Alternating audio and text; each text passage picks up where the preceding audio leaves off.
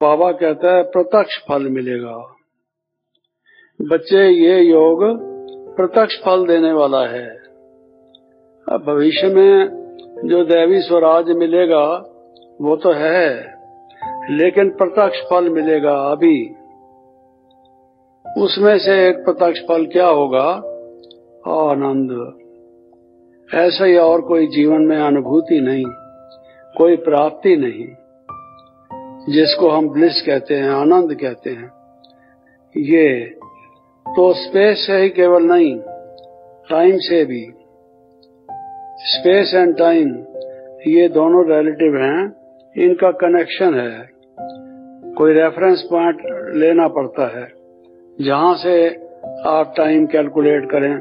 जैसे latitude longitude बनाए हुए हैं, मेरिडियन बनाया हुआ है, तो कोई जगह कोई फिक्स्ड करते हैं आप, जिससे लेकर टाइम और स्पेस का आप वो कैलकुलेशन करते हैं। तो टाइम की बात अलग है। स्पेस से आप पार चले गए, उस स्पेस में बियॉन्ड, जिसको बियॉन्ड कहा जाता है, उसको संस्कृत में, हिंदी में परात पर, परात पर, परे से परे, उससे परे और कुछ नहीं। तो वो वहां हम चलो, क्योंकि वो बेअंत दुनिया है। बेअंत किसको कहते हैं? इन्फिनिटी को लोगों ने स्टडी करने की कोशिश की है। वो एक अलग सब्जेक्ट है कि हमारे हिसाब से बेअंत क्या है। माफ कीजिए, लोगों ने बहुत से शब्दों को मिस इंटरप्रेट किया है, उससे सारा घोटाला हुआ है, गलत अंडरस्टैंडिंग लोगों ने की है। बेअंत, जिसका अंत ना हो, स्पेस के हिसाब से या टाइम के हिसाब से, किस हिसाब से अंत ना हो। अब अगर आप कहेंगे टाइम के हिसाब से अंत ना हो, वो तो अविनाशी हुआ। आत्मा बेअंत है क्योंकि वो अनादि और अविनाशी है। ज्योति बिंदु है बारीक से बारीक, लेकिन समय की दृष्टि से बेअंत है। ना कोई ऐसा समय था, ना होगा जब आत्मा होगी नहीं। इसका अंत नहीं होगा। बेअंत का एक ये मतलब है। दूसरा बेअंत माना स्पेस के हिसाब से। ये माइंड में एब्स्ट्रैक्ट थिंकिंग की बात है, एक कंसीव करने की बात है। आप माइंड में सोचिए एक बहुत बड़ी चीज, बहुत बड़ी चीज, बहुत बड़ी चीज। आप कहेंगे ये बेअंत तो नहीं है, ये बड़ी तो जरूर है जो मैं सोच रहा हूं, लेकिन आपको लगेगा उससे आगे और है, राइट को, लेफ्ट को, आगे पीछे और है। लेकिन मैथमेटिशियन और जो इस लाइन के लोग, फिजिसिस्ट इत्यादि हैं, उन्होंने कोशिश की है समझने की कि इन्फिनिट क्या है, इन्फिनिटेसिमल क्या है, बेअंत क्या है। तो स्पेस के हिसाब से बेअंत और टाइम के हिसाब से भी बेअंत। आप दोनों से निकल जाइए, स्पेस के भी और टाइम के। इसलिए बाबा कहते हैं बच्चे, वो जो परम धाम है, ब्रह्मलोक है, वहां काल नहीं है। काल नहीं है, इसको समझना भी एक लोग नहीं समझ सकते, क्योंकि हमारी थिंकिंग जो है वो सेट हो गई है। अब उसको चेंज करना मुश्किल है। जो वो जैसी बन गई है उसको एक नया टर्न देना, नया रुख देना एक कठिन हो गया है। लेकिन ये स्पेस और टाइम दोनों से पार चले जाइए। जब आप योग का अनुभव करते हैं, उस टाइम न काल, न स्पेस, न time, you are somewhere else. वो दूसरा एक अनुभव होता है। तो वो अनुभव योग का अनुभव है।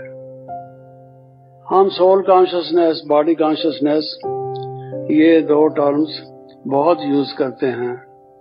सोल कॉन्शियसनेस, सोल कॉन्शियसनेस, हर दफा मुरली में बहनों के प्रवचनों में, आपस में हमारी बातचीत में सोल कॉन्शियसनेस की बात आती है। मेरे ख्याल में योग सोल कॉन्शियसनेस नहीं है। सोल कॉन्शियसनेस तो एक बहुत हल्की सी बात है। कॉन्शियसनेस, मेरे को ये कॉन्शियसनेस हो गई कि सोल है, मैं सोल हूँ, बॉडी नहीं हूँ, सोल कॉन्शियसनेस हो गई, तो क्या इसी का नाम योग है? ऐसा नहीं है। Consciousness of what?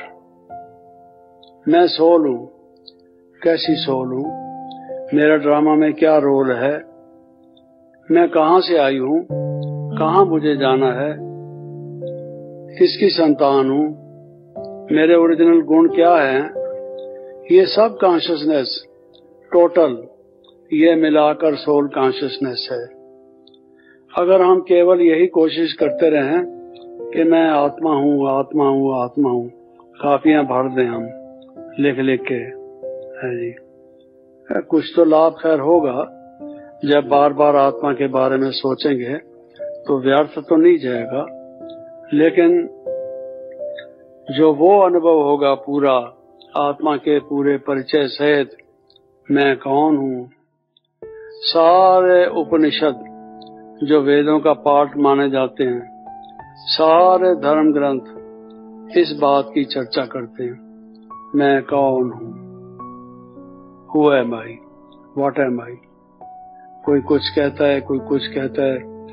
जैसे एक बगीचे में भिन्न भिन्न चिड़िया भिन्न भिन्न गीत गाती है, ऐसे संतों महात्माओं ने भिन्न भिन्न शास्त्र गाए, लेकिन असली बात क्या है वो भगवान बताते हैं। भाई कहते हैं एक चिड़िया बोल रही थी, एक ने कहा ये क्या कह रही है, वो सब्जी बेचता था, कहता है ये कह रही है नून तेल अदरक, या नून धनिया अदरक, क्योंकि सब्जी बेचता था तो वो उसी भाषा में सोचता था। भूखे से पूछा गया 2 और 2 कितने होते हैं, कहता है 4 रोटियां। उसने कहा रोटियां मैंने कहाँ से पूछी हैं, तुम खामखा रोटियों की बात कर रहे हो, मैं ये कह रहा हूँ 2 और 2 कितने होते हैं। कहते जी क्या फायदा 2 और 2 का, 2 और 2 4 रोटियां को, है जी। तो उनकी थिंकिंग अपने प्रकार की होती है। क्या उसका अर्थ है, अर्थ का अनर्थ हो गया, व्यर्थ हो गया, इसलिए हम गिरते आए। अब हम स्पेस और टाइम दोनों से बियॉन्ड चले जाए। और सोल की जो विशेषताएं हैं, मैं ज्योति स्वरूप हूँ, बिंदु रूप हूँ, शिव बाबा की संतान हूँ, लाइट हूँ, माइट हूँ, शुद्ध हूँ, नित्य हूँ, बुद्ध हूँ, इत्यादि अपनी अपनी भाषा में लोग कहते हैं। बुद्ध का मतलब महात्मा बुद्ध नहीं, बुद्ध माना इंटेलिजेंट। मैं शुद्ध हूँ, पवित्र हूँ, नित्य हूँ, एटर्नल हूँ, बुद्ध हूँ माना इंटेलिजेंट हूँ। Soul is always capable of thinking and deciding, discriminating, interpreting and so on. तो उसको एक शब्द में ये कहा जाता है बुद्ध हूँ। बुद्ध शब्द से बुद्धि बना है, जो बिल्कुल बेकार हो उसको बुद्धू भी कहते हैं बुद्धू उसका रिवर्स है, लेकिन वो तो किसी को किसी पर टांट करना हो तो उसको कहा जाता है। तो वो हम उसके पार चले जाएं। अगर हमारा योग आगे नहीं बढ़ रहा, नया नया अनुभव नहीं हो रहा, हम योग की गहराई में गोते नहीं लगा रहे, तो हम इस दुनिया में योग योग योग योग कह रहे हैं, लेकिन जहाँ हमें जाना चाहिए, जो करना चाहिए, वो नहीं कर रहे। उसका एक कारण ये है, ये थोड़ा सा डाइवर्शन है मैं, लेकिन जरूरी है इस प्रसंग में। इमेजिन करना पड़ता है। इमेजिनेशन बहुत जरूरी और बड़ी चीज है। परम धाम को इमेजिन करना, क्योंकि आपने इन आंखों से देखा तो है नहीं। जो अनुभवी हैं, ध्यान में जाते हैं, या बाबा ने जो महावाक्य सुनाए हैं उनके आधार पर आप इमेजिन करेंगे। इमेजिन करेंगे का क्या मतलब, उसका इमेज अपनी बुद्धि में ले आएंगे। इमेजिन शब्द भी बदनाम हो गया है। लोग कहते हैं this is figment of your imagination, ये तुम अपने ख्याली पुलाव बना रहे हो, हैं 2 चावल की खिचड़ी बना रहे हो, ये इमेजिनेशन से काम नहीं चलेगा। That which is opposite to reality they think that is imagination, not that. जितनी इन्वेंशन हुए हैं, जितना संसार में थिंकिंग हुआ है, इमेजिनेशन ने बहुत महत्वपूर्ण पार्ट बजाया है। तो इमेजिन कर सके हम परम धाम को, लाइट को, शिव बाबा को, इस दुनिया से पार निकल जाए, लेकिन सब लोग इमेजिन नहीं कर सकते। कितना भी चाहें इमेजिन नहीं कर सकते। उसके कई कारण हैं। ऐसा नहीं है कि कभी कर सकेंगे भी नहीं, कर सकेंगे, पॉसिबिलिटी है, इम्पॉसिबल नहीं है। वर्तमान समय नहीं कर सकते। हिंड्रेंसेस हैं, ऑब्स्टिकल्स हैं। क्या है? ये लीकेज, वेस्टेज वगैरह जो बाबा ने बताया है, ये नहीं करने देते, वो अलग बात है। लेकिन जो दूसरों को हम दुख देते हैं, सताते हैं, उनको रुलाते हैं, ऐसा नहीं है कि ऐसा सुख दुख देते हैं जो कोई वर्णन करे वगैरह, जरूरी नहीं है। लेकिन हमारे संकल्प, हमारे विचार, हमारे हाव भाव, हमारी दृष्टिवृत्ति, हमारे देखने का तरीका दूसरे समझते हैं। ये हमारे से ईर्ष्या करता है, द्वेष करता है, हमें आगे नहीं बढ़ने देता है। कोई अच्छी चीज भी हम सजेस्ट करते हैं, उसको काटता है। ये ऐसा ग्रीडी है और ग्रैब करता है हर एक चीज को, हमारे रास्ते में ऐसा करता है।